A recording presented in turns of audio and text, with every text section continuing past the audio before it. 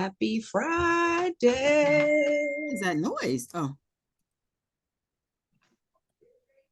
There's kids in the background. I forgot. That's why I came upstairs, honestly. Okay. Okay. Let me go in here and see if we're live. Hey, we are live. It says meeting is now streaming live on Facebook. All right, I see us. Hey, Yes, happy yes. Friday. We are live, y'all. Yeah. Okay, we are live and it's such an amazing day. It is Friday. It is Fun Friday. It is Feel Good Friday. It is, what is it? The Feeling is the Secret Friday. It's Va-Va-Voom Friday. Va-Va-Voom. Since we got cleavage going. And you know what? I bought those bras you were talking about. You got cleavage. See, you got some cleavage popping. We got today's Friday cleavage. I bought those bras, the ones without the underwear. I saw them on Instagram. I think yes. I think it was Instagram. I was gonna say it took a month to get to get. Hey. But I finally did, and I love them. Girl, what you got to do, what you got to do, make yourself comfortable. Girl, let me tell you, you know, summertime is usually the worst time for me with that. Yes. Heat underneath, you know, gotta find some good powder or. Yes, yes. We ain't really talking about this today, but one thing I learned from one of my patients was she told me to use a coffee filter. Cut it in half. Cut it in half and put it underneath your butt. Smart. Besides your witch collar, and it keeps them dry. That is smart. Right? But the only problem now is who uses coffee pots. Right, exactly. We all use Keurigs, you know. Exactly. We bougie. We using Keurigs. But you can go to the Dollar Tree and get you a pack of them, you know, and just cut them in half and use it for that purpose, especially in the summertime when it's hot. That's an old school remedy. I like that. It is, girl. I love them old school remedies. That's why I love, you know, working with old people, especially when that's right. Wisdom. They got that wisdom. They teach you so much. And you do know that we're the new old people, right? I do know that. For the millennials, we're the new old people. My husband said he talked to one of his coworkers, and I think he's like 28, 29. And he said something about he asked him, you know, how long did he want to live or something? And he said, oh, until I'm about 70. And my husband looked at him like, yeah, when you get a little closer, you ain't gonna say that. Yeah. Wow. It was hilarious. Funny. And then we heard somebody say, you know, about the old people, you know, the ones that was born in the 50s and 60s. In the 70s, we was like, yeah, no. You were like, have you heard like they're talking about old school is stuff in the 90s? Wow. I'm like, no. Old school is like 60s, 70s, 50s. Right. Well, it's been a while. We haven't been on here talking about old school. It's been what? At least a month? Has it been a month? Has it been a month? It's because this is June. We didn't meet in June. No, I don't think we did. It's June 30th. Yeah, I think it's been a month. So yeah. Welcome. Join in. Come on in. You know, Kappa Squad. You know, grab your favorite drink and let's talk about it. We are going to talk about risk versus reward tonight, which is an amazing topic. I'm going to share some of our personal journeys. Latasha and I are so grateful to be here. We love to be in the space, especially on Friday Night Live, because that's what we're doing. Yes. Friday Night Live. Friday Night Live. We're going to go out and party and all that kind of stuff. Come and listen to us. Yes, I love it. That you are liking and that you are sharing and that you are subscribing as well. So again, thank you for joining us. We are so grateful for you to be here. And if you have any questions or any comments, drop them in the below and we'll always look and come back and address them and, you know, welcome you and thank you for joining. And for those of you that catch the replay, thank you for watching. Replay. Because you know what? I'm a replay viewer. I love watching. Yeah, me too. I want to ask them too, before we officially get started and reintroduce ourselves, because, you know, we've reinvented ourselves. Yes, your hair is new since last time. Yes, it is. So we got to introduce ourselves. But I do want to ask everybody who's watching live right now, please engage with this post, right? So just type hi, hello, raise your hand, share this with somebody, okay? Because this is how we get our numbers up. This is how we get our stars. Like now I qualify for stars. So I'm like, I don't know exactly how it works, but the more y'all engage, right? Like the more you engage, the more stars we get, the more we can monetize this platform. Like I've already monetized my Instagram account and my Anchor, Spotify, whatever they want to call it for the podcast. So that's two platforms that I've monetized. Now I'm ready to monetize this platform right here. Y'all, this Facebook, you on here anyway, so you might as well support us. Exactly. And I'm the same. Because Facebook is monetized, I can get stars from here. Yes. TikTok. And I'm advertising YouTube. So please subscribe to my YouTube channel. All of it. Let's get it, because it is time. I have the subscribers. You can sub and I would love to see you. However, I need you to watch some videos. Yeah, come on. Bring those hours up, those views up. I heard a girl say, help a spiritual entrepreneur out. Yes, exactly. Help a sister out. Help a sister out, because we're providing good content for you guys. This is good entertainment right here. If I do say so myself. Yeah, absolutely.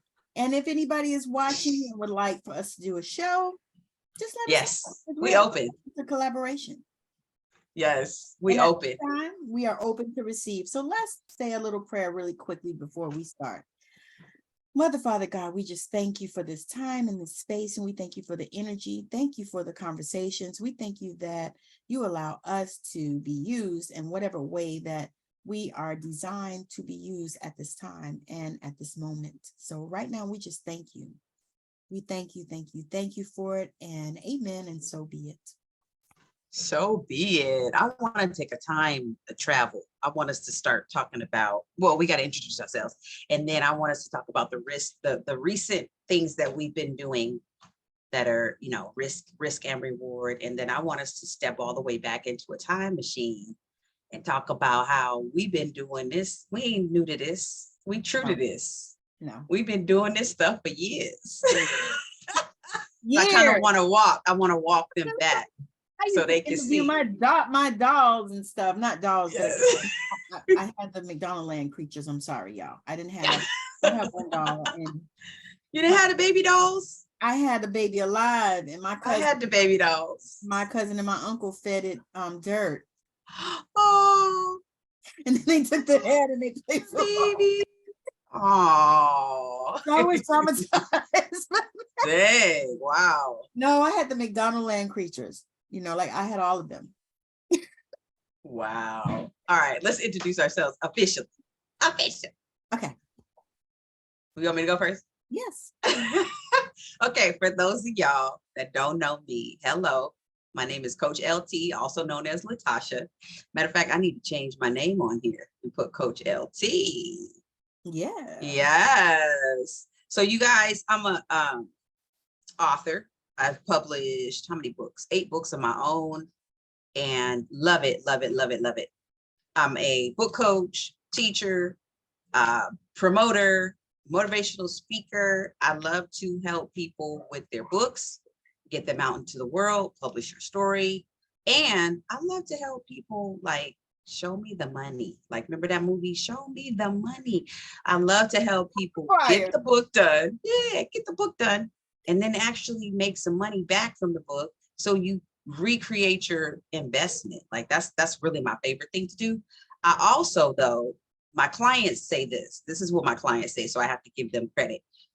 They say that when I'm helping them and I'm walking through the writing process and the editing process and all of that stuff, the beta readers and all that stuff, they say that the experience is a very healing experience. And this is the part that connects me with Tammi, because I love connecting with people who are spiritual healers.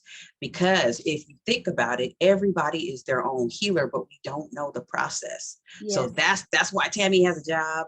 That's why I have a job. Because look, everyone needs to be journaling, but not everybody knows how to journal. People don't know how to effectively journal in order to manifest results. So that's what I love to do. Writing is just my thing. Reading, writing. I've been doing it since I was 12. I always had a diary.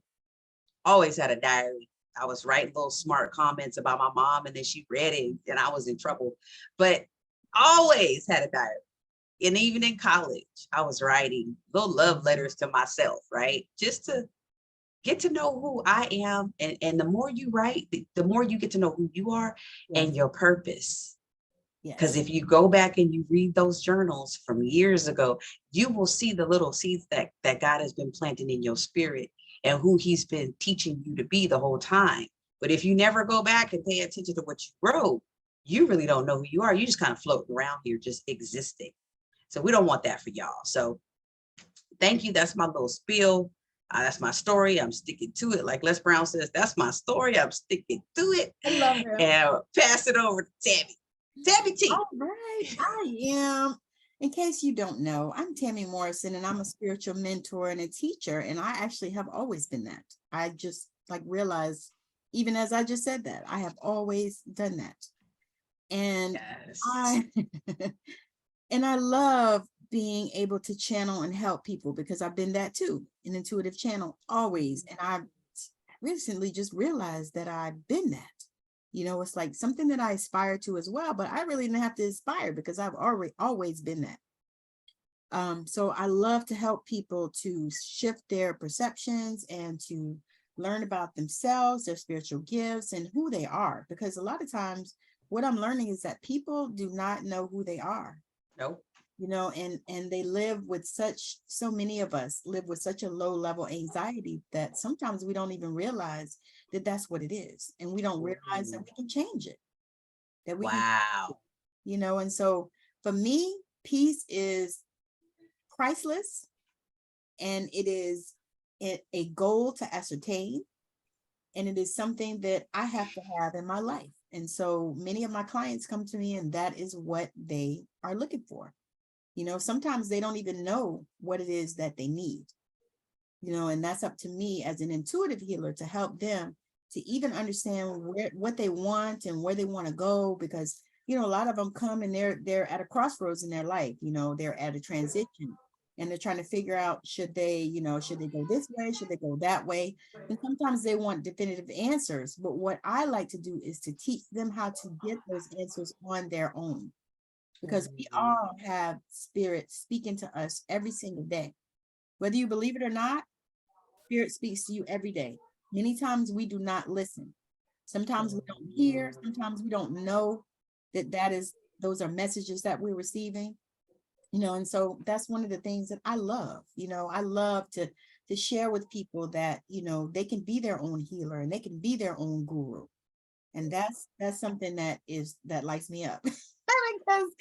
because so many times, you know, people are like, oh my God, you know, I don't know what to do. I don't know where to go. And they're looking for somebody to tell them.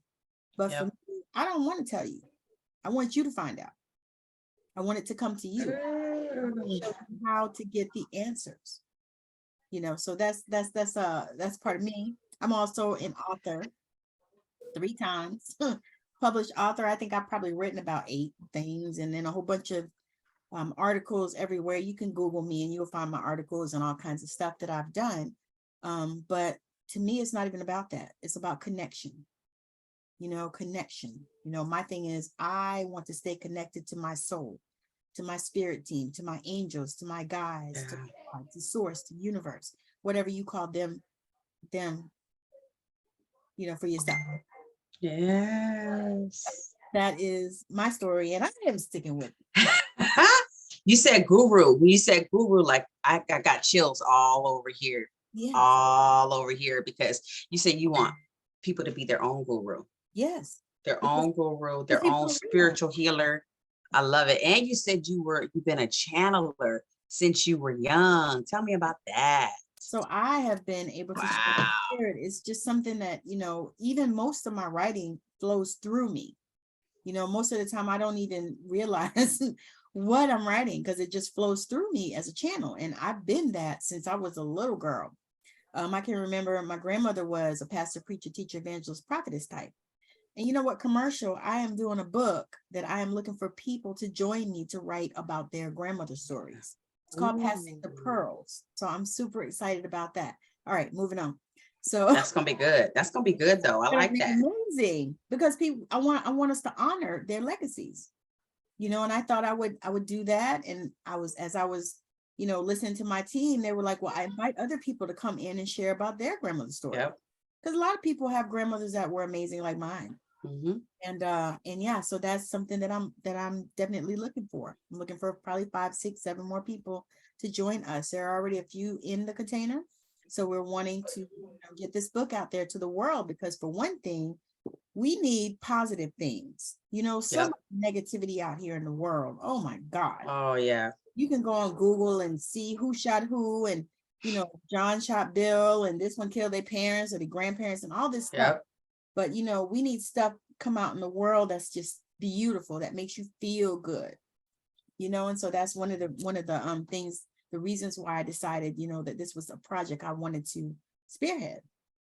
So, but my grandmother, she used to call me, she used to do prayer healing services. And so she would call me up. I was 3, 4 years old. Wow.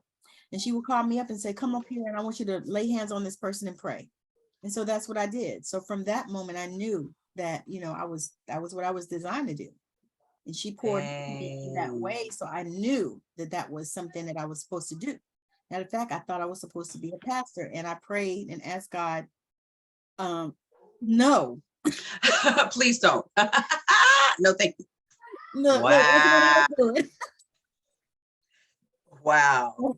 So that's why I said I knew that, you know, I was a divine channeler, because the healing would channel through me. I was 4 or 5 years old. I didn't know anything about that, you know. But okay, so you taking us, all right, so we got to start there then. You take it. I wanted to do a whole history lesson, but I wanted to walk backwards. But you done already took us to age 3. So let's just come forward now. What was the risk of you doing that? Just following her lead? Like, what was the talk in the town, like from other people, you know, from you doing that? Well, people, okay, so grandma was, and I say this because she was 4'9", okay? Oh. So she was a larger than life person, you know. And she was actually the person that, I didn't even realize this until like later, but she was the person that people would come to for, you know, all kinds of people would come to for advice. Wow. You know, she was that person. And I knew, because we would have people coming through the house all the time, because I lived Oracle. She was the oracle. She was the oracle. She was. And that just popped into my head. Look, you know, I'm about to write that down. Wow. It was just, people would just come, you know, like she talked to people like in the school board, and, you know, like the mayor and all these people. Wow. She was the oracle.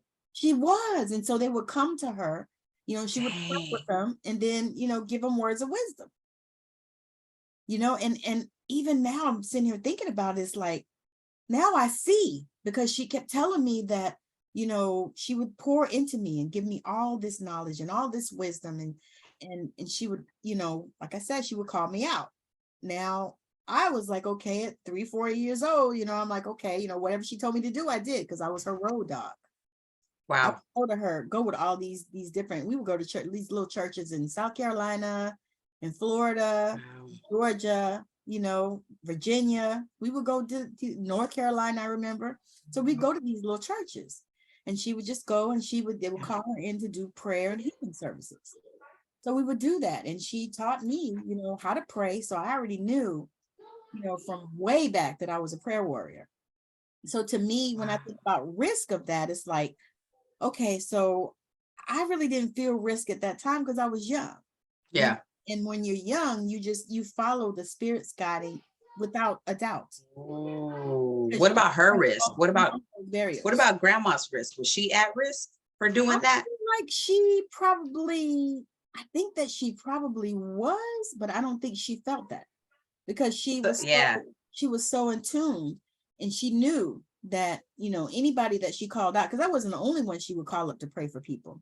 But anybody that she called out to come and pray for people, she knew that they could do it. But, you know, I think her risk, could they do it?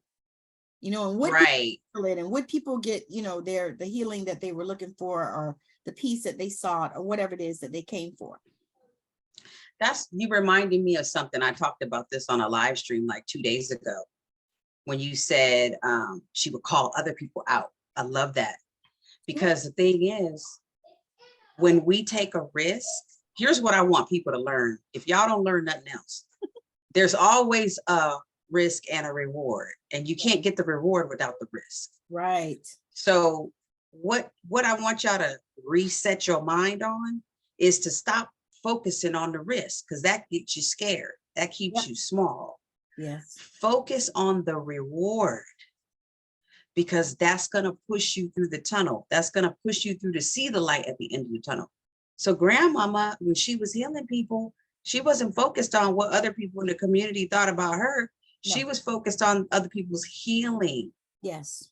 She was doing of service, being of service. So that's why she pulled everybody else up and was like, look, this is what I do. I see something in you. You can do it too. Let's go. Yeah. Let's go. And she was that person. She would do that. We even did that in the church. Like, we all had to get up and speak in the church. Yep. There was a day when she would pull you up and say, okay, you know, it's your time. And then she wouldn't always tell people either. Damn. So you had to always be prepared. Be ready. Always I love grandmama. What's her name? Her name was Ruby Spann. Ruby, S-P-A-N? N. Wait, spell it again? S-P-A-N-N. Span, okay. Mm-hmm. Yeah. Ooh, her influence spanned decades. I was gonna say they would call her they called her Pastor Span. Wow. Yeah. See. So, you know, she would go places and stuff, and you know, and she was so open, you know, to spirituality is what I say, to God. Because wow. I don't know if I shared on this platform, but Reverend Ike was her cousin. Okay, I don't know who that is. Reverend Ike, oh my God. Mm-mm. Amazing. He's one of the first Black metaphysicians. And he spoke to people about, he talked more about prosperity. So he tried to help get Black people with prosperity, but they vilified him. Because they said, all he cared about is money, because he had all these Rolls Royces and all that. But it was like he was trying to help us to come into this space where a lot of us are coming now. Yeah. You know, out of religion and all that dogma where they want you to be, you know, down here and groveling and, you know, all this kind of stuff and waiting for your pie in the sky. You know, he would always say this, and this was so funny. He would say, you know, if you have a problem with rich people, then you'll never be one of us. Right. That is so true. It is. So, but he was, you know, and so I knew she followed him, but I didn't really realize what the connection was until just when I went home, when I asked my mom. Where's he from? He's from Ridgeland, South Carolina, which is where my grandmother is from. Okay. Like in that area, because, you know, it's, you know, all kind of little places and patches. But yeah, he's from Ridgeland, South Carolina, which is where my people are from, on my grandma's side. But you got straight out of Savannah because you were raised in Savannah? Mostly, yeah. Okay. Yeah, that's where I was. So that's the connection, y'all. For those of y'all that are fans of Straight Outta Savannah podcast, yes, that's where she grew up. Yep, Savannah, Georgia, y'all, right on the coast. That's why I love water. Wow. But yeah, so when you think about it in that, and the reward was so big because people got healed. You know what I mean? And that was really what she wanted. I mean, she was big on, you know, people getting healed. You know, and she knew that our words framed our life. And that was something that I learned from her, was that our words frame our life. So we can speak what we desire, you know, and really begin. Oh, I just got chills again. All the way around here. Right? We can speak on to other people too. And that was one thing that, you know, she kind of like put in me. So I know this, and it's like, without a shadow of a doubt, because I mean, I've seen stuff like people's legs growing out, you know, that were shorter than the other. I've seen some miracles. Wow. So that like, you know, that never left me. I remember that I was a little bit of girl. And, you know, back then I was tiny, because that's what we were when we were kids. Wow. I laugh. I said, not like the kids of today. They be 5 and they be 100 pounds. Yeah. You was 5, 45, 50 pounds, you know. But yeah, so I saw that. I saw so many miracles. Like, I have a cousin, my first cousin, she used to wear Coke bottle lenses. My Yeah, grandma, like me. my grandma laid hands on that girl, and she does not wear glasses to this day. Oh, I need grandmama. Girl, she was a little I girl. need grandmama. Lay eyes on my Call eyes. her Lay ancestor. hands on my eyes. I'm telling you, she did. And that girl, you know, and her parents was like, well, where your glasses at? She said, I don't need them. I think we were probably she's about 2 years older than me. So she probably was about 10. And I probably was about 8, something like that. Damn. Yeah. That's amazing. It was really awesome. And I've seen some really miraculous healings. And this is why I believe like that. You know, I just really I don't believe that there is anything that can't be healed. Wow. I know we have to believe, you know, but I don't believe that. I believe that if we decide and we speak it, then we can have it healed. Wow. You know? Yeah. So yeah. Thank you, grandmama. I Ruby know, Span. I say that all the time. Y'all want to see her picture? Hold on. Yeah. Ruby Span. She was so beautiful. And if you guys are watching this on the replay, go ahead and just type #replay and type the name of your grandmother. Beautiful, beautiful grandmother. My grandmother is Vivian. She passed away a few years ago. Vivian Spencer. Oh, She is a firecracker. That's Oh, there she is. Hold it up closer. Oh, she looks like a Hollywood actress. Right? Pastor Ruby Span. Oh my goodness. Oh, she just passed away. Oh, 2005. Okay. Mm-hmm. That's the one that I put on. Wow. What is she doing there? Is she doing a healing? Or is she doing a praise the Lord? Praying over somebody. Pastor Ruby Span. Wow. Now that was her when she was ministering. Oh, she's a beautiful woman. She was. I'm telling you, I was like, but yeah, that was my heart. I have to say, that was my heart.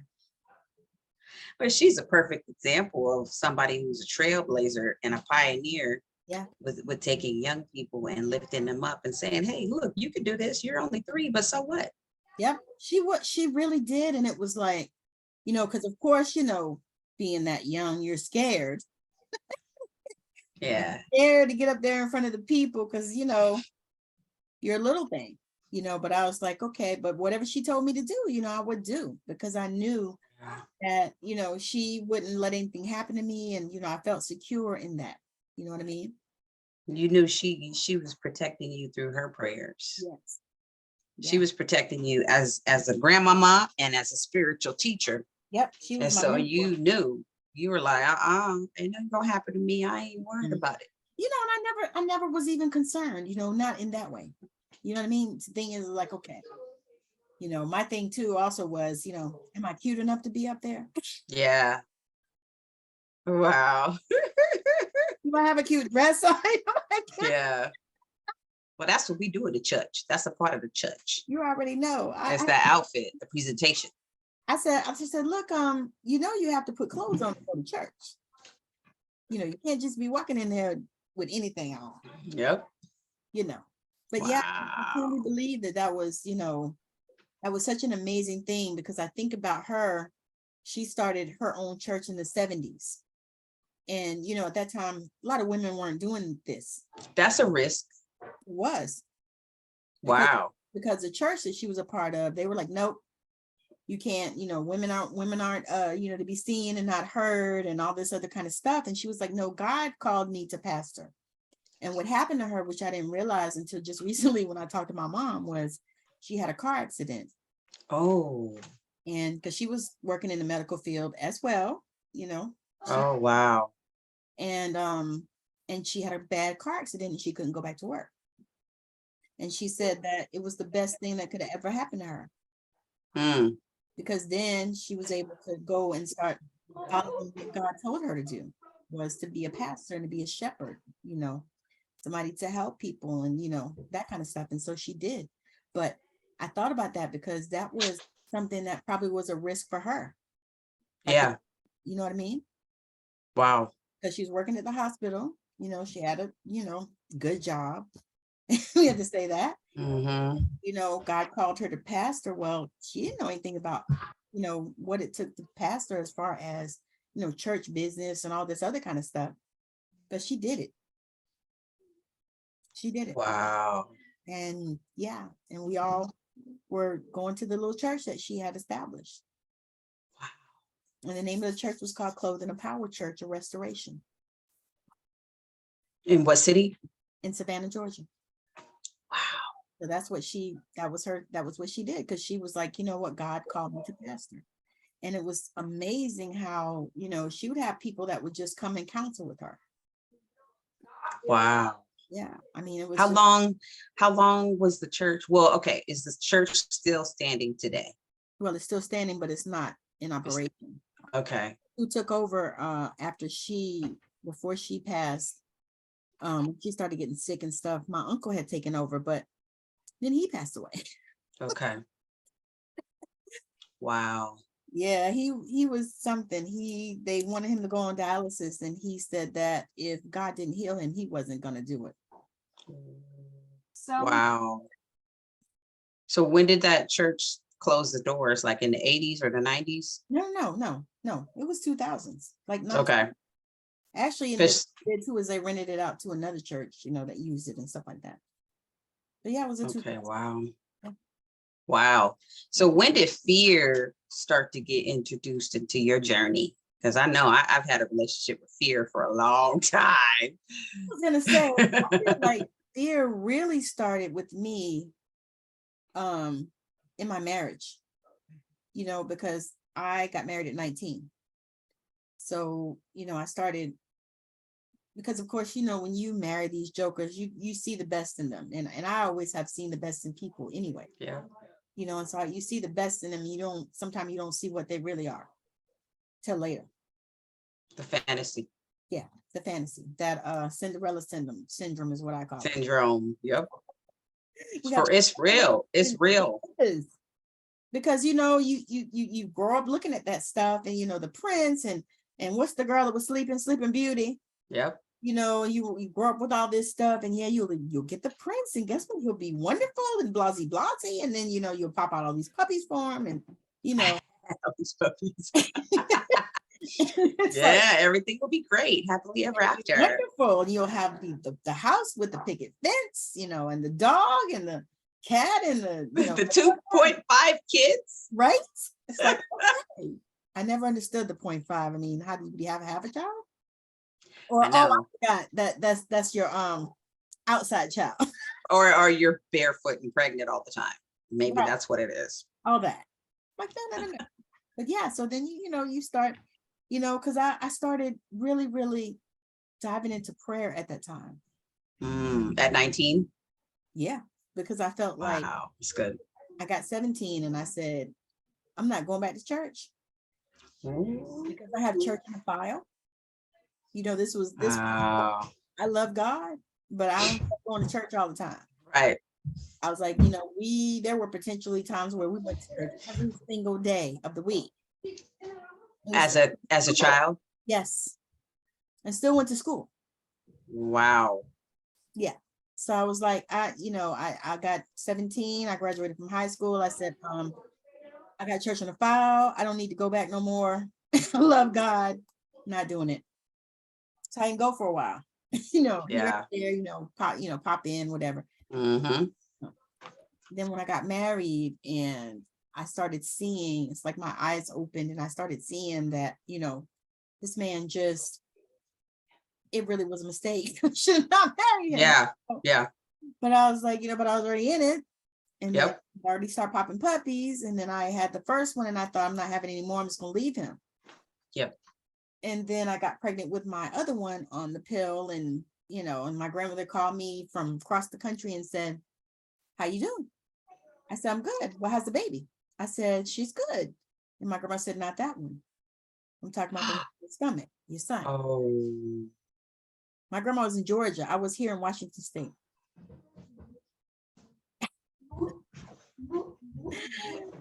And I was like, oh God. You're like, we got to have this conversation. Oh boy. Because I was getting ready to have an abortion because I did not want any more children with that man. Oh, so that was divine intervention. It was. When she called, ooh, she said, I already know what's going on. I got to stop this. She did. She said, how's the other baby? I said, Oh, nobody knew. I had not told a soul. My ex did not even know. I had not told him it yet.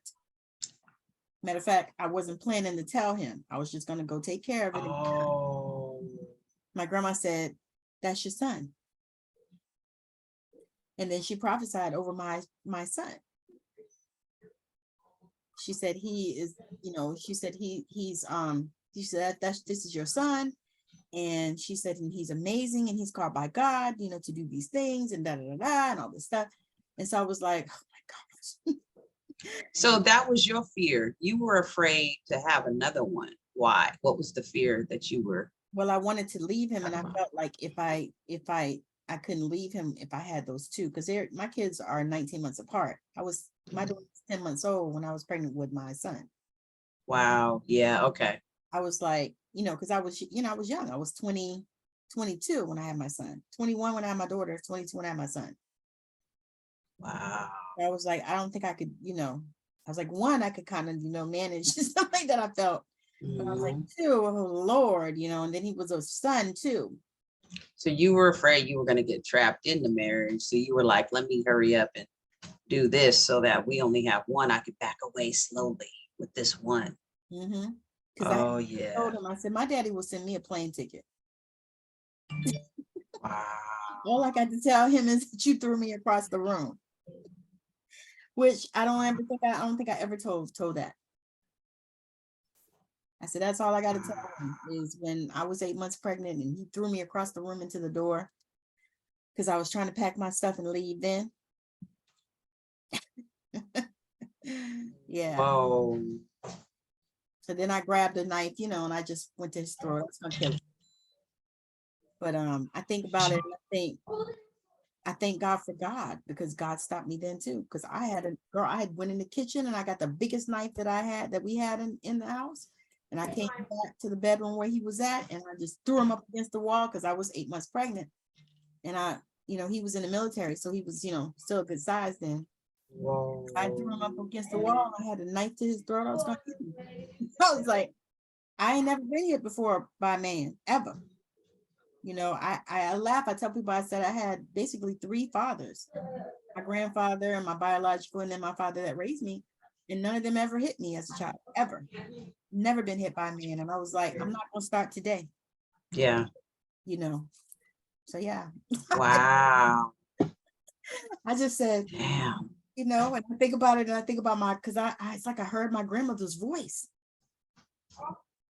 God, I heard her voice. And I was like, oh my God.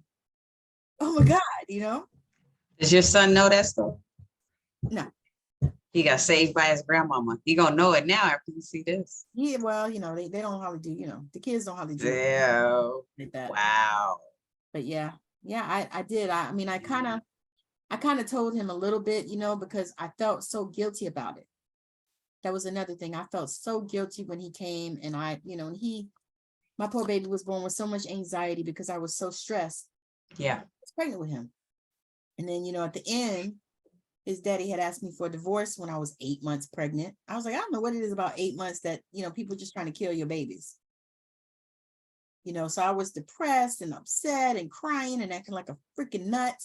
And all of that affected my child. And so, I felt so guilty afterwards that it interfered with how I raised him.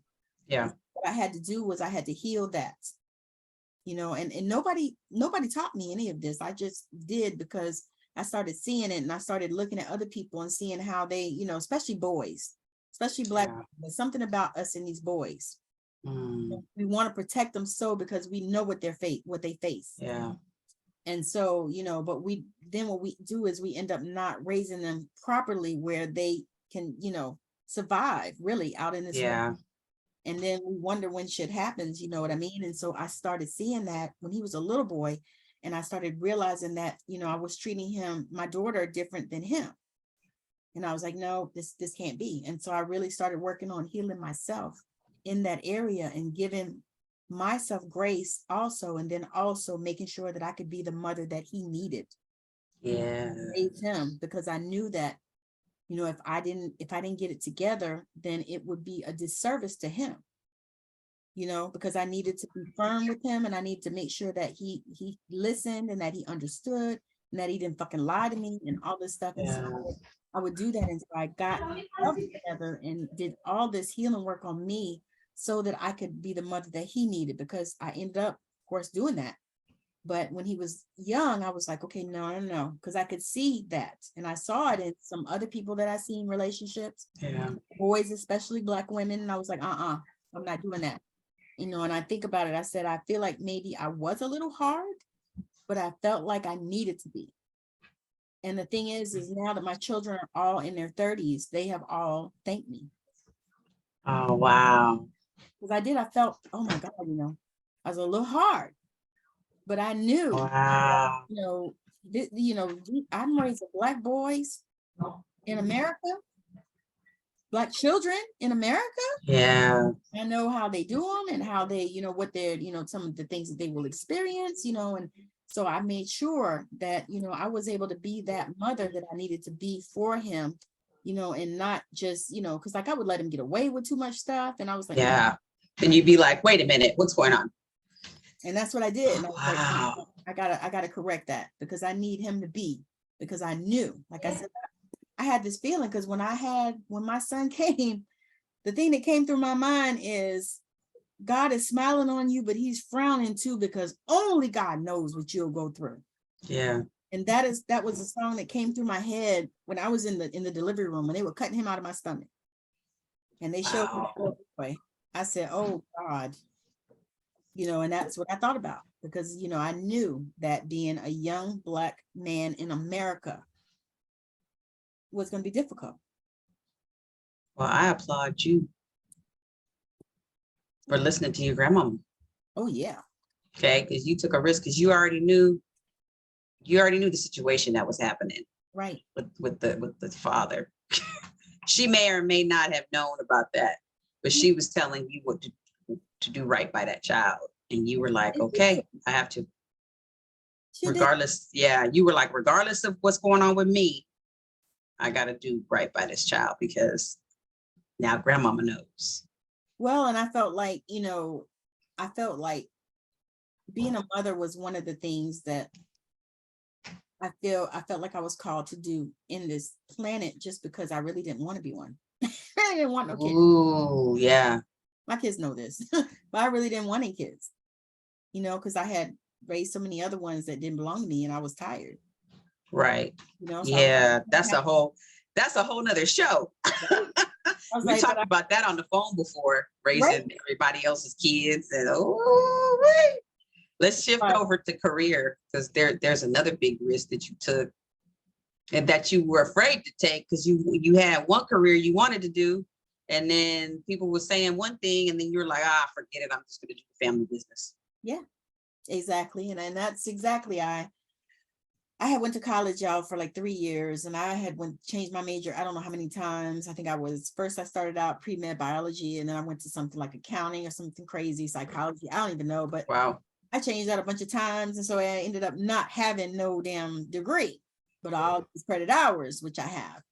And so I was like, okay. And so when I had my son, I was like, okay, what am I going to do? Because I had been working in medical field as a CNA, and I knew that there was no way that I could do that for any length of time, because that is hard work. I was like, I wasn't drag on people. I wasn't born for that. So I was like, okay, I got to do something. So my mother said, why don't you go to nursing school? And I said, Jesus. I said, here's the thing. I said, if I go down there and they say, we'll accept your credits and blah, blah, blah, and I don't have to do all those prerequisites and all that, because I had already done all that. Yeah. And so I was like, they say that, you know, then I'll go. Then it means I'm supposed to go. And they said that, and they got me like right in. I mean, like my baby was 14 months old and I started back to school. Dang. So I did that, and that was like, okay. But, you know, I always wanted to be a writer. I always knew I was called to be a healer. As a matter of fact, I went to ministry school as well, because I thought I was supposed to be in that arena. But then once I started, really diving in, and then after I started going through, the divorce that was eventual, I think when I think about it now, it's like, Yeah. it was eventually, it was going to Yeah. come, and even later I thought, because people ask me, why'd you stay 20 years? And I said, well, a lot of times, you just get going and moving in your life and time just goes on. Yep. Then the other thing too is I realized that God had me there for a purpose and a reason, because we found out he was HIV positive in 2000. Oh, wow. So, at that time, I really feel like, and I know that I helped him live. Yeah. Because he already had this self-sabotage about him anyway. And he was kind of ready to just give up. But what I did was I prayed for him. I took care of him, worked, took care of him, because of course he couldn't at that time. So I worked, took care of him, took care of our kids, kept his secret, all of that. I knew that I needed to be there because I knew that if I didn't do that, he probably would have died then. Yeah. And at that time, I still loved him. I mean, still really loved him, because we had actually just, like, he had committed his life to Christ, and we had decided that we were going to, heal our marriage and all this stuff, even through all the foolishness, but of course, it just didn't last like it should have. And it was just time, it was time for the switch and the flip. What year was the divorce? 2009. Okay. But Wow. 2006, we split up. So we weren't together from 2006 up until 2009 when we finally got the divorce, because nobody wanted to pay for it. Yeah. Yeah. I want to pay for it. I ain't going to pay for it. Finally, I was like, you know what? I'm done with this. Yeah. I need closure. I need it to be through. I need to be done. Yeah. Wow.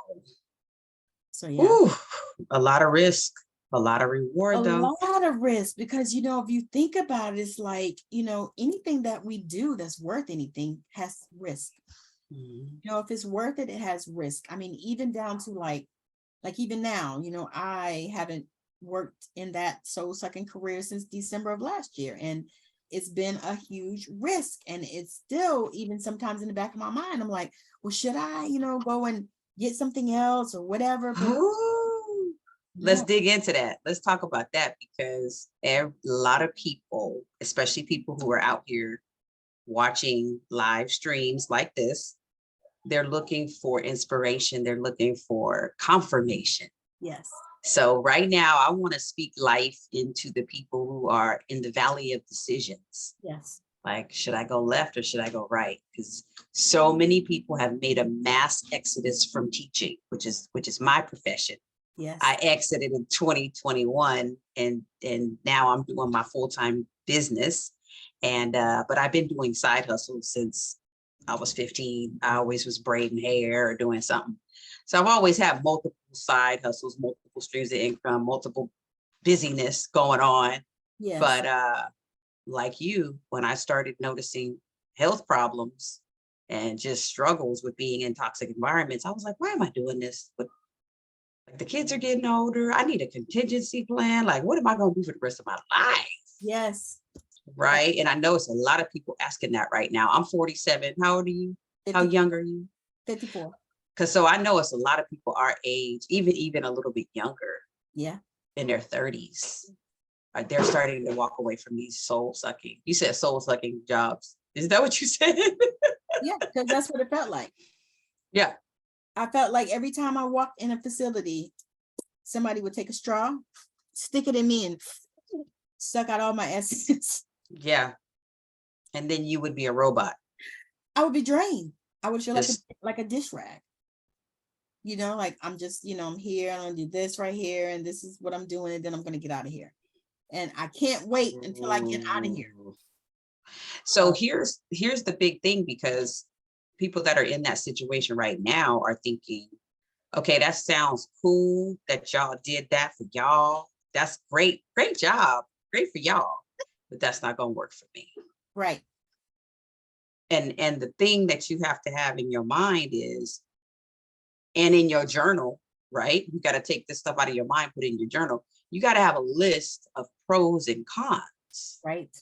for every decision that you make. Do I stay in the marriage or do I get a divorce? What's the cost of staying in the marriage, right? You got to think about that. What are the pros and the cons? Do I stay here at this position? Do I go to another position? What's the pros and the cons? Should I write a book? Should I start a business? Should I put my kids over here in this school? Yeah. Right? Should I apply to this college? Like, should I go to that church? Should I start my own church? What are the pros and what are the cons, right? Your grandmother was focused. She said, look, I see the reward already. She tapped into her own spiritual essence. Yep. She said, look, I know what God wants me to do. I talk to God every day. And she said, and God, we done already worked this thing out. So I'm not even going to consider that risk and that fear that y'all talking about. She didn't live inside of that bubble. She didn't. And, it was just the thing that I think amazed me so much about her is that, she didn't even graduate from high school. And I was just going to ask you too, did she ever miss a meal? No, never missed a meal. Was she ever broke or didn't have nothing? Like, was she ever struggling? She always had everything that she desired. See, how is that? She would have closets that she would clean out her closets once a year. She would call us all over to come and look in her closet and see if there were some things that we wanted. Okay, see, now how does that happen though? Is that manna? Is that manna from heaven? Yes. Because people would just like take her shopping, or they would just her stuff, like she went over to Africa to preach, all kinds of stuff. And I'm like, wow, it's just amazing, Was it okay? Okay, so I'm not gonna get all up in her business, but I do want to get up in her business and know, because there's people thinking about this right now. They're like on the valley. They're where am I going? What am I doing? Valley of indecision. Yeah, indecision and overthinking. Oh yeah. Because we do that. I used to do that. Hold on, wait a minute. Let me have a chance to overthink. Mm-hmm. See, and for me, I know that I can do that. So I don't, sometimes I don't even go pros and cons. I say, I just do it. There you go. And that's, there you go. I think I've got to that point too, where I'm like, I'm not going to give myself enough time to because you talk yourself out of it. Think of a reason why I should do it when I know I need to do it. Who was it that sang the song? Gladys Knight and the Pimps. To think of a reason to keep on keeping on. Hey. Popped in my head. I was like, okay. You got to sing it. It's true. It's like you give yourself opportunity, you'll talk yourself out of it every time. Like me, like if I say, okay, I'm going to do this, I don't even think about it like no more. I say, I'm going to do this.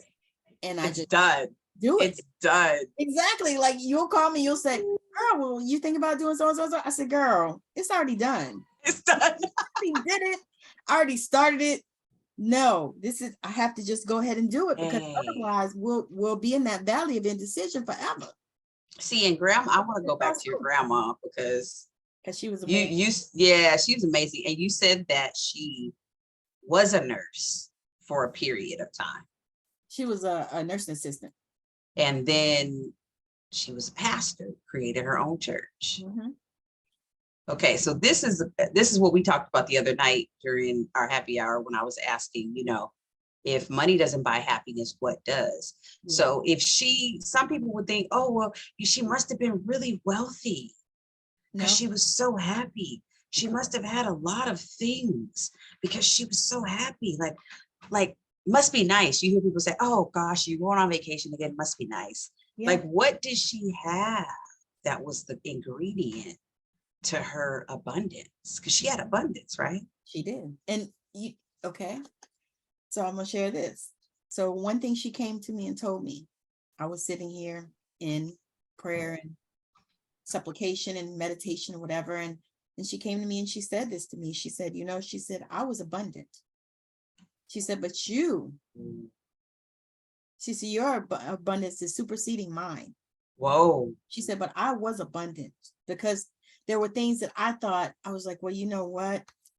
I don't want to be in a place where I have to even depend on anybody. That was always a part of my mind, because I'm one of those people. Like the only time I ever asked my parents for anything since I've been grown was when I needed to pay my property taxes, because I thought it was included in my mortgage, but I found out. Yeah. And so I was like, I had worked like a mule and I still didn't have it. I didn't have it all. And so I asked my parents, for help. But that's the one and only time that I ever asked for money. Yeah. I've been grown, because I just believe that, I'm not supposed to do that. Yeah. It's just a part of me. And so I was like, okay, and then I saw how the people, would just suck on her, my grandma. Wow. And I really believe that a lot of that was what contributed to her dying when she did. Yeah. People would just like suck her. And I never wanted that. Energy vampires. Yes. And we would actually like block people. People would call her at 2:00 in the morning. No boundaries. Right. And she didn't know that was, what she could do, or, that kind of at that time. And so I thought about all of that, and I was like, I don't want that. You know how you do? I don't, I don't want it. Wow. But then I didn't realize that there were other areas that I could go into that still I could help people to heal, because I knew that I have healing hands. I've known that forever. Wow. I can touch people, and I've known it. Then I can also speak the word, because I've known that too. Wow. So when she said, okay, abundance. So she came to me, she said, tell me what she saw. Like, how did she know? What is she? She did. She was like, I need, she was like, because I was praying. I was like, I don't, and she was like, I need you to know this. She was like, I need you to know that I was abundant. She said, you're supposed to have abundance on a higher scale. She goes, and she told me, she was like, I poured all this stuff into you, and I poured, and she did. She poured into me, because so many things that even that I knew about that other people didn't know, like my cousins, because my grandmother had 10 kids. Oh, I have like about 30 first cousins. Well, I think one died. Yeah, so I had like about 30 first cousins, and way more after that, because we all had lots of kids. Some of my cousins had 6 and 7 kids. I think my brother has. So what did she, when she said you were abundant, what do you think she meant? Like, what do you think she envisioned for you to have that she did? Hold on, I'm gonna tell you in a second. That's amazing for grandma to say that. She did. She came in. I imagine when you just said it, I imagine you dreaming and her coming to you in a dream. Did she actually say that in person? No, this was after she transitioned. That's what I was thinking. Yeah, see, you got to make that clear for people. Yeah. This was not long ago. She came to me, in a vision, I guess is how. Okay. But she because she transitioned in 2005. Okay. And by the time she transitioned, she already, was dealing with dementia and all that stuff. Although she would come and go. You know how people with dementia, like they'll have a lucid conversation with you, and you'll be like, oh, okay, and then they won't. Yeah. Then 2 days later, it's like, huh? Who are 2 you? days, shit, 20 minutes. Or a day, yeah. Wow. But she did. She was like, she was like, she's like, you got to know this, because I was struggling, because I was like, I love this work, but I can't do it for free. Ooh. I was like, I can't do that for free. I mean, you just hit a nerve there, because look at how many people are out here saying, I'm a healer, I'm an artist, I'm a creative, I'm a writer, I'm a dancer, I'm a painter, but I can't do this. I'm an actress, but I can't do this. That's a good one. Right? I can't do this because of what they've been told. They've been fed over and over and over. There's certain careers that don't pay you no money. There's certain degrees that ain't gonna pay you no money. But is it the degree or is it the person? It's got to be the person, because if you think about it, there are people that do teaching, that make some money. There are people that, nurses gonna get theirs. Yes. Look, we gonna catch another flight. Yes. Catch another flight. Yes. Tell you, I thought that was a travel nurse song. Yes. Okay. Because they would get that up travel and, you know. But yeah, and it's like, it's to me, it seems like it is up to us. You know, it's up to you to decide who you gonna be. Ooh, wait a minute. Hold up. So your grandmother, okay, so you said your grandmother said she was abundant, but you're going to be way more abundant. But okay, go back to how did she provide for herself? She ministered. Now my grandfather was still alive too, and still, you know, working and stuff until but she was a minister. So they were together. So he was providing for her, but she was also out there working and ministering to people. Yeah. And the people took care of her too. Oh yeah. She would, you know, people would, you know, it was amazing. I'm thinking about it. People would just send her money. Right. See, that's what I'm They would send her clothes. That's what I'm trying to pull out. They would send her money. That's what I'm trying to pull out. They would send her clothes, you know, and of course people, you know, paid their tithes and different things like that and whatnot, because she actually purchased the church, which you know, was already another thing to me when I think about it in the 70s for a Black woman in the South. That's that Proverbs 31 woman. Yes, and that's what she was. Buying property. She did. She's Proverbs 31. And she also was the type that, you know, she took care of my grandfather too. You know, so she wasn't one of the ones that just ran out and would always go to church. No, she made sure she had dinner cooked, you know, for her. You know, house was clean, all of these things, you know what I mean? She wasn't, because I see that a lot of times people are like, oh, I'm just going to do ministry. And they have the house is a mess. Yeah. And kids, you know, people ain't got nothing to eat. And they just keep your house in order. You know, they're not doing their thing for their house and stuff. And so, and she wasn't that woman. So I saw that too. Okay, so then she passed the mantle on to you, passed the pearls. She did. You got to give a plug for your collaboration because it's appropriate right there. It is.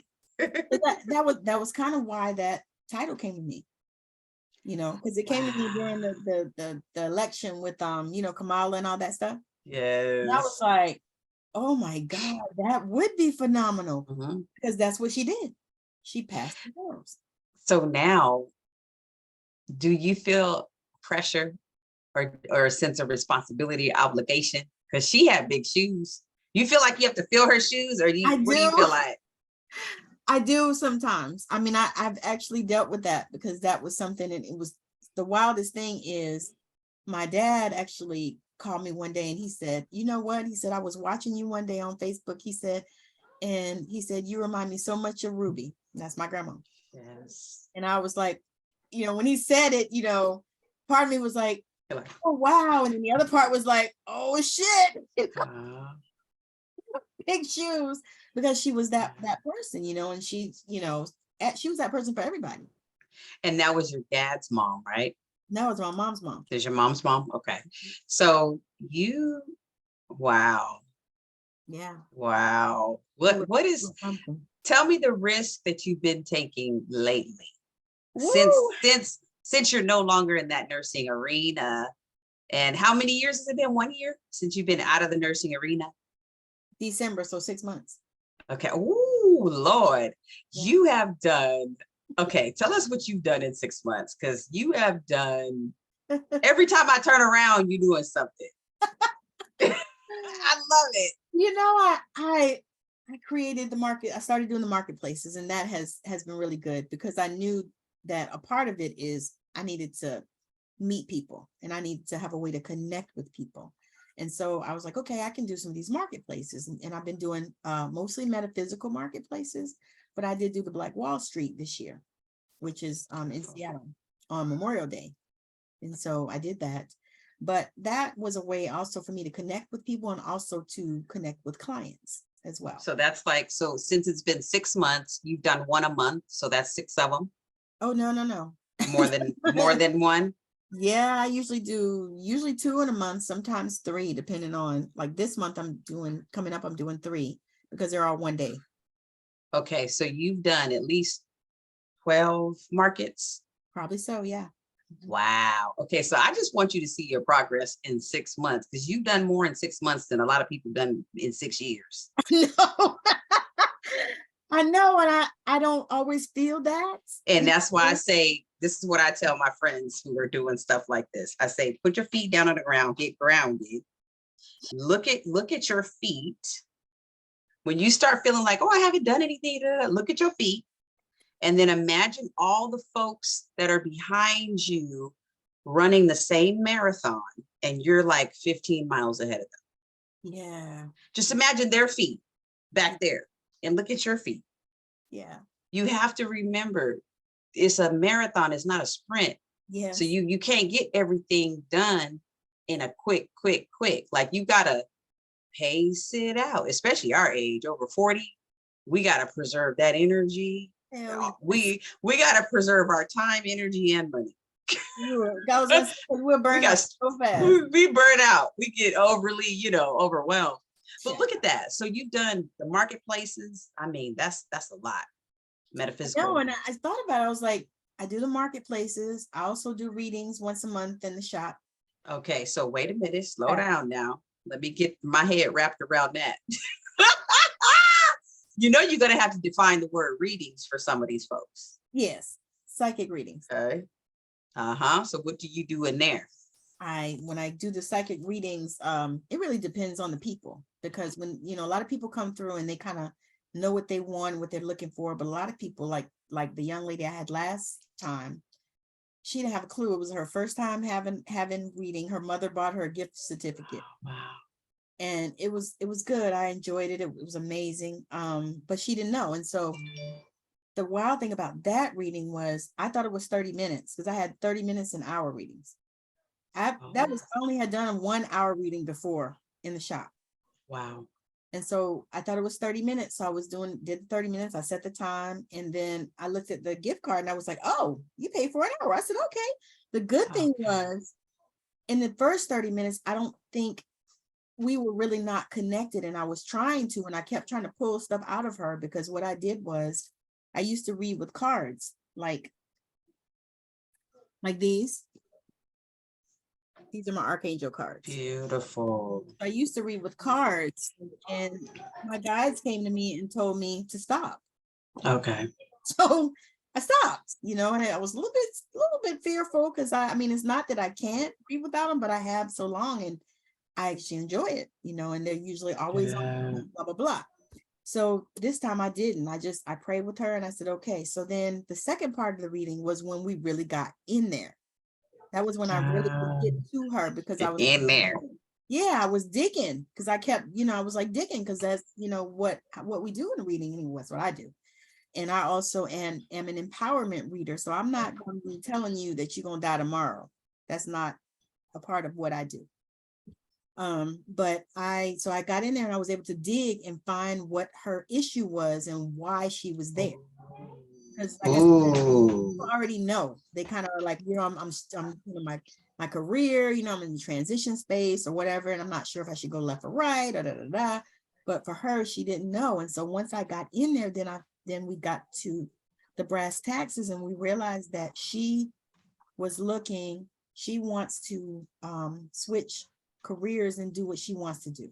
Oh, see? She's in our age group. See, that's what we're talking about. That's where people are at. So, man, this is why people need to know what you've done, because you got out of that arena, and 6 months later, now you're here. Yeah. And you're still feeling like, damn, I need to do more. But let's dig deep into what you've done. You've done the marketplaces, and then you've done the readings. It's one a month. I've done I think what I write, 2 or 3 more ebooks. Wow, hold up, you're going too fast now. We got to slow down. We got to slow this train down. I got to go in like 10 minutes though, but still, I want to hear this, because this is fascinating. When you think about what can be done, and people make excuses, and then they take years to do, decades to do things that should only take a couple months, right? Yes. But it's the overthinking again. Like we said, it's the overthinking and it's the not trusting. The fear. There you go. The not trusting, the fear, and the worrying about, well, what about this? What about all these? And what will people think? Yes. So You know, 'cause I want to know, I had those too. the 6 months, the readings, you've done one a month. So that's 6 readings.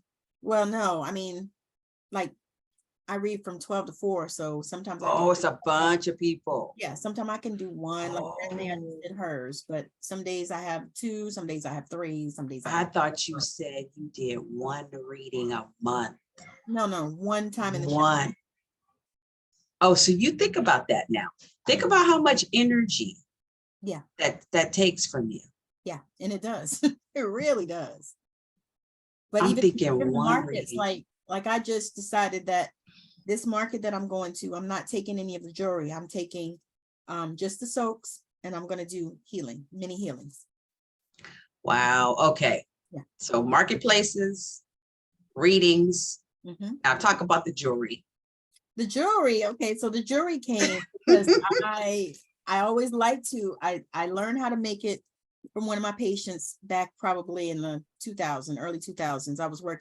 I was at Providence Hospital. I'm sure that they won't see it because the lady that made the jewelry was way old at that time. So she's okay. She transitioned. and her daughter was, I think she was like in her 80s, the lady, and the daughter was like in her 60s. So who knows? And this was early 2000s, but they were making jewelry for Christmas, and they said they made jewelry for their family and friends for Christmas. And so I went in the room, and she said, I was watching her. I was like, oh, it's so neat. She said, you want me to show you how to do it? And I said, sure. And so she showed me how to do it. And that's how I learned how to make those, because I was already doing I was writing poems and printing them on pretty paper and putting them in frames, and I was selling those. Oh, wow. Especially for like Mother's Day and Father's Day and, those kind of holidays and shit. And so I was like, okay. And so she showed me how to make them. And then they called me back in the room right before I was leaving. And they were like, this is what we think of you. And they gave me a bracelet that said Angel. Oh, and I was like, so sweet. So then after that, I showed my daughter how to do it. And then this bead class came up for like $15. So I paid for me and my daughter to go, and we both went and learned how to make like the earrings and stuff. That's how I learned how to make those, and how to, make the clasp and all the different things that you can do with jewelry. And so I started doing that. So back up like just about 2 years ago. And I started just making more because I do enjoy it. I mean, like sometimes for just to sit down and have some peace, I just sit down and I pull out my stuff and I just make jewelry. And so that's one of your passions that gives you peace of mind. It does. That's that tranquility you brought up the other night. That tranquility, it puts you in your Zen zone. It does, because I never thought I was really creative. Wow. I thought it had skipped me and went to my child, because my daughter is so creative. But okay, so then now we got to shift over to taking that risk about your book, because this is your writing now. Let's shift over there, because you were nervous about it first. They said don't do it, so you put that on the back burner for the nursing, and now everything has come full circle. Yeah, and it's amazing because okay, so I was that kid that, how when you're in school and they say, well, back then, now I don't know what they do, but back then they said you can either do a project or you could do a paper. Yep. I was the one that did paper. Me too. No, actually, I like doing projects. I didn't like the writing until I went to college. So the high school was like projects. Yeah. Oh, no. I would do the writing, and because it was funny, because even my kids, when they did projects and stuff, their daddy helped them because he liked. Oh, okay. So that was like a good thing. He liked doing the projects, and he also liked the field trips, which I never did any of those either, because I don't like kids like that. Not other people's kids. I like mine. I feel like Gail. I like mine. Yeah, I'm a my kid person. That's my kid, not other people. So yeah, we do that, and it was, but it was a thing. It's like, okay, all right, if I can do this and it makes me feel good, because that's kind of where I was looking for. I was so burned out with my career, and I was so tired of taking care of people, and so tired of all the bureaucracy and the bullshit, because really, the taking care of the people part really wasn't the part. It was all the other stuff you had to do. That's like teaching. Yeah, all the extra.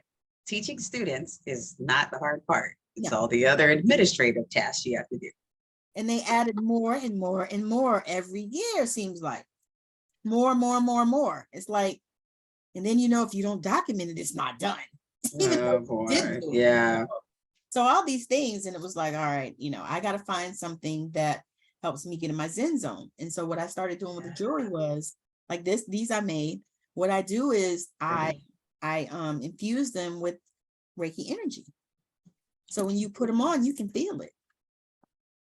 Ooh-wee. Matter of fact, you gotta let me know, you see something you like. Anyway. Yeah, I saw something already. I already liked it on Inside the Group. Let me know, and I'll put it aside for you. Put it in the bag for you. But yeah, it's interesting, when you do that, because a lot of nurses I know, they do like crocheting and knitting and painting, and different things, And so I picked that up, but then I decided that, and it's funny because I didn't hear it from nobody. I just started creating these ebooks. I was like, you know what? Yeah. See? Not a hard thing. Right? Damn. So start with, your first book, you wrote that when? 2017. 2017. That's when I wrote my first book too. Something was happening in the water. I'm telling you. It was time. And then the next book you wrote was in what year? In the pandemic, 2020. 2020, same here. I wrote it in the pandemic and published it. Like I wrote that book in 30 days. Damn. So I knew that it needed to flow through me. And that actually was the time when I realized that I'm a channel writer. Yeah. That's why I write what I want. Yes. I'm not going to be, locked into a genre. I just do this. Because like our friend Gail, just let it come out. Tony. Yeah, let it come out and we'll see what happens. Let it flow. Wow. Flow. So that's that. But I absolutely, I feel like I'm in my zone when I can flow. So you stepping out of the nursing arena has opened up a ton of rewards with you being able to express yourself freely. Yes. So that's been the reward. Started flowing. So the creative flow is the biggest reward. Yes.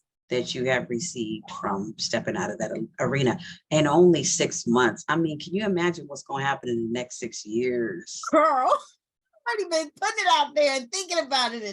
And what you going to be doing in 6 years from now? What's going to be happening? Fucking chilling. Hell yeah.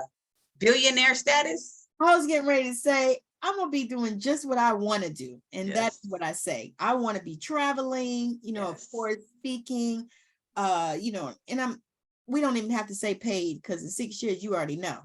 Yes. I'm not going to be stepping onto a stage, unless I want to.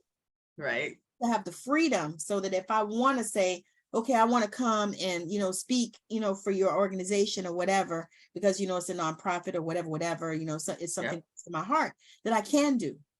Yeah. Even being worried about the money and knowing that it's just going to flow regardless.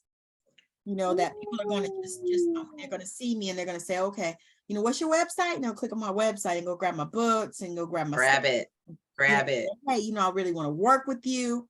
And, because I saw a post the other day where this girl said it costs people, what did she say, $100K to work with her privately? Yep. And I said, I'll take that. Mm-hmm. I'll take that. Because my thing is, I have such a passion to help people heal that I have done so much of this work for free 99. Yep. I've done it because I have that passion. I have had people come to me and say, oh, I just really don't have the money and this and that. Mm-hmm. And I said, oh, you know what? All right, well, let's just, do a little session and da-da-da-da-da. And that little session has been something that opened up their freaking world. Yes. But I'm like, I don't want to do that unless paid. Woo. All right. Here's the final word. Final word for people who are just, even especially in nurses. Talk to the nurses right now who are over 40 and burnt out and they thinking about it, but they're like, well, that's nice for you, Tammi T. You know what they say? That ain't gonna work for me. I'm gonna go back to school and I'm gonna get another degree and I'm gonna pile more pressure, and get more student loans. you know, and then I'll just work a few more years and then I'll burn the fuck out from that. Because I know people, you know, that went and got their nurse practitioner and all this stuff. Yeah. It's what they are now. Burn the fuck out from that shit. Because now they're burned out on a higher level. They're burned out with more responsibility, you know, and you got more bills. More bills, more income, more bills. You know, sometimes it ain't free. And most people go get them student loans, you know, like we all have done. And then they have more responsibility and more stress and more pressure. You know, I have met a couple, they're like, I went and got this nurse practitioner, but I don't want to do this. One girl I know, she went and opened up her own med spa. So she created a job for herself. She opened her own med spa, which is something she wanted to do. But is she happy though? Is that what she wanted? Like, is it? Okay. Well, that's cool. For her. Okay. If that's fulfilling, then. And there are a lot of them, because I met a young lady. She is she has her own IV hydration service. She's a nurse. She went and got her master's or nurse practitioner or something. And she has an IV hydration service of hers. And she said, you know, she said, I enjoy it. She said, but basically it's just, I'm not making no money. Yeah. She said, basically everything that comes in goes back into the business. Oh, yeah. Yeah. And so that's the thing too. But a lot of nurses feel like, especially if you've been nursing a long time, it feels like all you can do. Like I started nursing at 24 years old. And now I'm 4. And so it's like, you know, you feel like that's all you can do. And, you know, but it's not, because you don't have to be a one-trick pony. You can actually pivot and change and shift, and you can decide, I don't want to do this. Even though a lot of times in nursing, we get all kind of flack. People say, oh, well, you don't have to work the floors, but you can go do this, go work in an office, go, you know, go work in a lab, go work in a blah, blah, blah, go do this and this. But it's the same thing. Yeah. It's the same thing, because I've done all those things. Wow. I stayed at jobs a long, long time. You know, I'm a 2-year girl pretty much. I've done 6 years at, you know, my last in Carolina, and I think I did about 10 at the hospital, but I also did like different floors, different places and stuff, because I need change. That's just me. I can't just do the same shit. It's like people eating the same food every day. Yeah. That ain't for me. No. Yeah, I can let somebody else do it. Let somebody else do it. All right, let's wrap it up. Let's do an affirmation for anybody out there who's like, man, I gotta make this decision. I need to know what I'm gonna do with the rest of my life. Who do I want to be when I grow up? Look, what do I want to be when I grow up? Yeah, you don't know till you grow up. And you know what? Sometimes it takes a long time. Like when I see those young people that got it, you know, got the message, I'm like, oh my God, I'm almost jealous. Well, I thought I had the message and didn't have nothing. Yeah. Most of the time we do for young. I had a whole plan highlighted in yellow and pink. And it didn't go that way. And it was like, nope. Nope. Like, I'm sorry. You ain't doing that. Going over here. Nope. Going over you thought what? Yeah. You thought what? No. Nah. That wasn't the word. That wasn't the message. Right. Like Charlie Brown teacher. Yes, ma'am. Want. No, ma'am. Want. Yeah, exactly. You ain't doing that. Like what? Yeah. Life is like that. Life is like that, man. You just be trying to cruise and do your own plan, and you realize your plan ain't working. No, because pay attention. You know what the people say? When they say, tell God your plans. And he laughs. He laughs. That's why we have to pay attention to our intuition, because we ignore it and then we get sick. Every time I ignore my intuition, I got sick. Every time. Dog, girl. Every time. Dog. And finally, I was like, okay, I get it. All right. What I'm supposed to be doing. Oh, I gotta do this book. Oh shoot, I don't really want to do this book. I gotta surrender. I don't want to do this book. I don't want to do this book. But you gotta do the book. I feel you with everything in me. It's like, I don't want to do that. I don't want to do that. But then you get so sick till oh God, I think January, I was so sick. I couldn't have worked if I wanted to. Yeah. Because I was so sick. I was so sick. I couldn't even get out of bed. Like 2 good weeks. Wow. I mean, I literally laid in bed. I would get up and go get something to eat. Sometimes my husband would bring me some food, but I would literally lay in the bed. I would get up and go to the bathtub and take a bath. And then I would go back to bed. And that was your body saying, sit down. Yeah. My Listen. body saying, Pay listen, attention.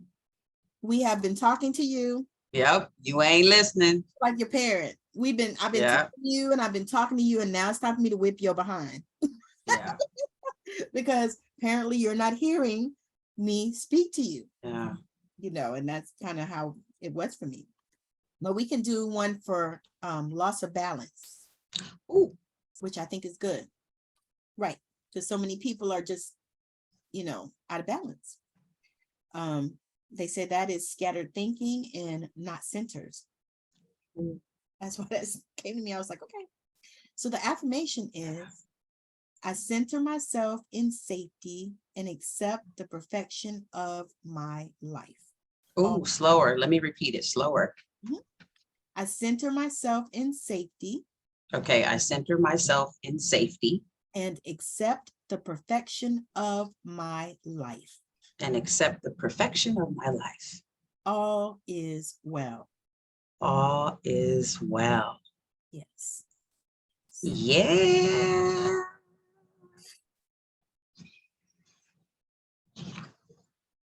I am open. Yes. I am open to receive. And my favorite one, everything is always working out for me. Every single day. Everything is always working out for me. Every time I think about something crazy outside my mind, I say, nope, everything is always working out for me. Always. And then I don't know if you follow, what's that dude's name? Elmer. His name is Elmer something. He's on YouTube, but he talks a lot Neville Goddard, because he actually, his grandfather knew him and stuff like that. And so he would bring stuff that, his grandfather shared with him about Neville Goddard. And he said that there's a technique that he does where he says, I am Christ, like 10 times. Ooh. Yes. He says, I am Christ. He said, you say, I am Christ 10 times. And then you say, I am God 10 times. Wow. And he was like, and then watch your life begin to change, because you'll begin to embody all of those characteristics of Christ consciousness. And that's our homework. Yes, I've been doing it. That's our homework. Because I was like, this is fire. At first, when you first start saying it, it almost sounds like it could feel sacrilegious. Right. But God said that. It says in the Bible in Psalms, I think it's 8, ye are gods. Yep. And the other piece is, you already know, in the beginning was the Word, and the Word was God, and we were made in the image, in their image. Yep. So if we're already made in their image, then we have to accept that we are God and that we are Christ. Yes. And I sometimes I get fearful when I say these things, but I'm at a space now where I know that it's real and I know that it's true, and I don't care what anybody else thinks. Oh, I see. I just saw your grandmother right there. Wow. You stepped in all the way 100%. I saw that. A flash of her, and then you stepped beyond it, and there was you. I said, oh, look at that. Awesome, girl. You are hella clairvoyant, just so you know. I know. I love it. I'm stepping in. You like how I'm stepping into it. I'm telling you, it's like, because really, because people vilify people because they say stuff like that, right? And I've seen, but it's the new normal though, because what I've noticed is the people in our circle, we're all on the same. We're elevating. Yeah, well, we want that connection. And so people are watching and they're like taking notes. Yeah. What is this all about? 10 times, 3 times, what he said. Okay, so that's our like homework. Taking your pills. Yep. Just like taking your pills. And I always tell people, like, it's just like taking your pills. Just say it, I had also learned this other thing I want to share real quick before we go. But I watch what is her name? Marissa Peer. And so she said that she says this thing that she says, and I put it in my affirmations. My body is a wellness making machine. Ooh, my body is a wellness making machine. Yeah. And she says that you can speak to your cells, you can speak to your body, and you can tell it what it needs to do. And so she says that you say this thing, I direct, instruct, command, code, and compel and I say my stomach to be as nature intended it. Or you can say whatever. I say my body, but I say my stomach, since that's something I've been dealing with. I did that with my sciatica. Intended it. Exactly. And I did that. Y'all, that's powerful. Yes, I talked to my body. I said, come on now. Look, this is what we're going to do. This is what we ain't going to do. Right. We're going to get up and we're going to walk and we're going to do it without pain. Oh. You know, but we have to. And the thing is we don't do that, but we need to, like every single day, and regardless of what's going on with us, we need to just begin to speak that thing to our bodies. Tell our bodies. Yes. You know, because the power of death and life is in the tongue. So that means you can command and control your body to be as nature intended it. When she said that she healed herself from cancer twice, wow, I was listening. Yeah. You was paying attention, taking notes. Yeah, I was. She said she healed herself from cancer twice. And then she said she told her bone to grow back. She had got a bone thing. You know how you get the buildup of the bone in order to get the implant? Mm-hmm. We did it, but it didn't take after 6 months. And so she told it then, and she said, that's all right. I know what to do. And so she just commanded it to heal, to grow. Wow. And it did. It did. Yeah. It did. And then she said she got the implant put in and she hasn't had any problems with it. But she said, she said, because our bodies are designed to do that. They're designed to regenerate. We just have to know how to tell them to do it. Oh, you just went full circle. Didn't I? You went completely full circle from 3 years old with your grandmother, people coming to her as the oracle. Wow, as the oracle and the healer and the pastor. Yes. You just went all the way full circle. I know. I feel like I stepped up. That's what we talking about, y'all. The risk and the reward. We talking about focusing on the reward. Yeah. Focus on the healing. Yeah. The thing is, stop worrying about who's going to do the healing and how it's going to get done. Just focus on the healing. You can do it. Yeah. Stop worrying about what people say, what they think. Yeah. Just do it. Whatever you feel like in your heart, your passion. I just posted on Facebook. If it's your passion, go for it. Yes. If that's what you're supposed to do, you feel go for it. Think about the reward. It don't matter what anybody says or thinks. That's the thing that we have to realize, you know, because people gonna always say and think all kinds of stuff, and it don't have to have anything to do with you. And that's why we need community. Tell the people where to find you for community, for your group. So you can find me in the Healing Circle. That is one of my groups. And then I also did spiritual, but not religious, because I really want people to come together in a safe space where they feel like they can talk about some of these things that, you know, people are being vilified to talk about. You know, they're coming, like I watched a girl on TikTok talking about, she was in a cult, and it was the Daddy Grace Church. United House of Mercy. United House of Prayer for All People. I remember it well, but they had some good food though. but yeah, so I want people to be able to come in and really be able to unpack that if they need to, and you know, and ask questions about their spiritual gifts, their awakening, because I know that can be very scary, especially if you're coming from deep religion, because it, you know, because everything is the devil in that. Tell them, give the names of the groups again. The Healing Circle is one, and I'll drop it in the comments as well. Okay. Hey, thank you for joining, and Melissa.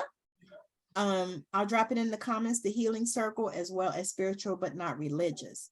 And then if you are looking for any type of healing services, any type of guiding, you could always reach out to me. You can send me a DM, you could Google me and find me on all those places. You can also follow me on TikTok, because I do a lot of short healing videos on there, a lot of light language, which is another thing that I do as well to help people. I also have a YouTube channel, and I definitely need you to follow me there. Yes, monetize. You definitely need to follow me there. And then also, if you are looking, you are a spiritual entrepreneur, I am interviewing them on my show, Straight Outta Savannah. So I would love to talk to you if you're a spiritual entrepreneur. I should just reach out to a girl today. She's going to come on the show. But if you're a spiritual entrepreneur, come on and join me, and we'll do a show. We'll do some collaborations if that's something that you're open to as well. And so I want to say that as well. I'm open to collaboration. And if anybody is watching and would like for us to do a show, we're open to that as well. So Tasha, let the people know how to reach you. Hey, yeah, absolutely. So for y'all that are into healing, you're ready to be healed, you want to seek some clarity in your life, and you are ready to get into the journaling and the writing, come over to me. I have 3 Facebook groups now. The first one is Your First Book Club. For those of you that want to do some writing, because literally a lot of people don't know, I don't share this often, but when I wrote my memoir in 2017, I literally took excerpts from my personal journals, because it was my story about my life, but I didn't remember all the details clearly. So I had to go back to what I had written years before. And there was a lot of praying and meditating that I had to do as well to recall those memories. Yes. And so if you guys are at the point where you're like, all right, I haven't been writing anything down like I know I should, journaling is part of what I teach, and come on into the Facebook group, and I share prompts, and I share, you know, how to write effectively. I have a YouTube channel as well, and it's called Your First Book 101, Self-Publishing Basic Principles. So that's the YouTube channel. The group is Your First Book. And then I have a workbook, Your First Book. If you guys want to learn the steps on how to self-publish A to Z, grab the workbook. You can do it on your own, right? If you're just a high achiever, you're just ready to get it done, like go, go, go.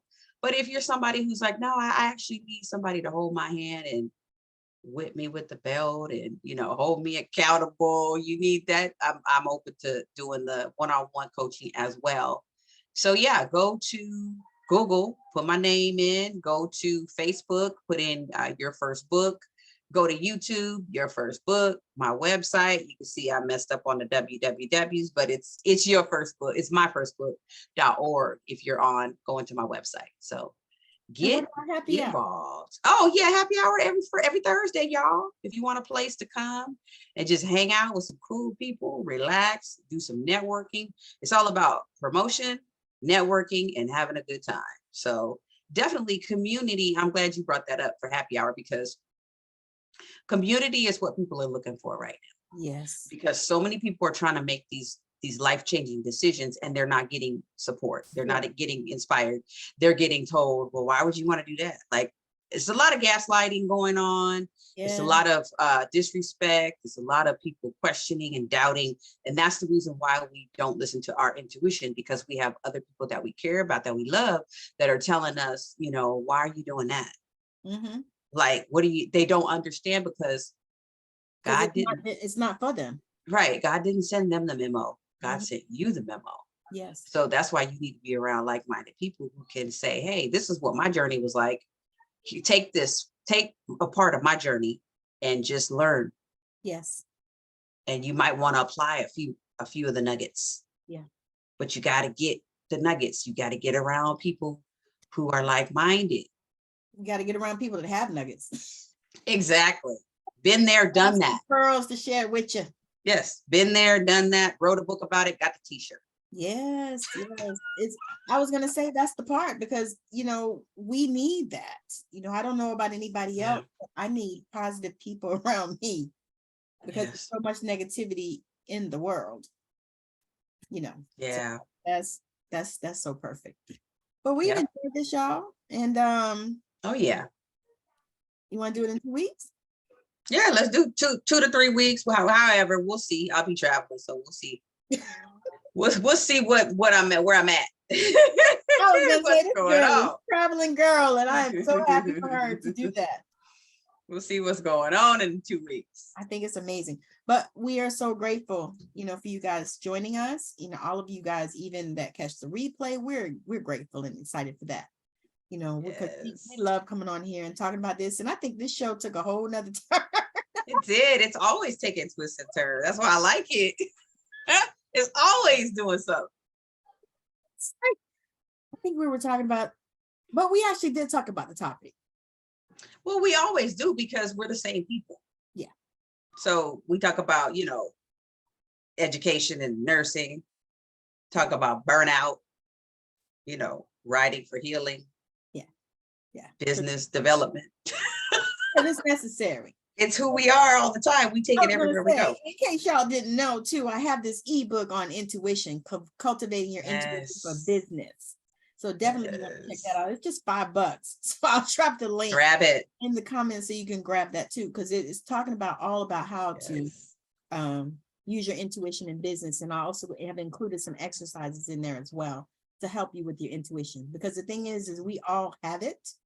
Yeah. We all have intuition, have the spiritual gifts and all that stuff. Most of us have them all, but we don't always use them. Right. So we just, need help to cultivate them. So I put a few exercises in there to help you with that too. All right. Awesome. All righty. So again, thank y'all for joining. Namaste. Look, Namaste. You gotta have air through there, she say. You have to have air through? Yeah, Megan said you gotta have air through there. She's the movie girl. Yes. So she said, when you say thank you, Megan. Megan Marie. Yeah. So again, thank y'all. We have enjoyed it. It's been amazing. Love it. Tasha's getting ready to go hang out, and I'm gonna go to the beach because my thing. Bye.